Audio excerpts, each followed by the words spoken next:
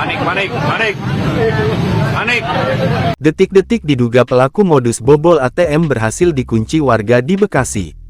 Tengah beredar sebuah unggahan yang memperlihatkan seorang pria tampak panik di dalam ATM. Dalam akun Instagram @bekasi.terkini Jumat tanggal 8 Maret tahun 2024 dinarasikan bahwa pria itu diduga pelaku modus bobol ATM di wilayah Wisma Asri, Bekasi. Dikatakan bahwa ada salah satu warga sekitar yang telah mengamati aksi pria tersebut selama 5 hari. Pria itu pun terlihat sedang menelpon seseorang ketika terkurung dalam ATM tersebut. Jadi dia ganjel kartu orang, nanti dia tempel stiker tuh di situ Pak. Terus stikernya udah dicopot tangannya tuh. Udah copot nanti.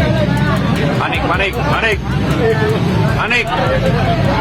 Sementara itu, terlihat warga telah mengepung ATM itu dan berjaga-jaga apabila sang pria berhasil kabur.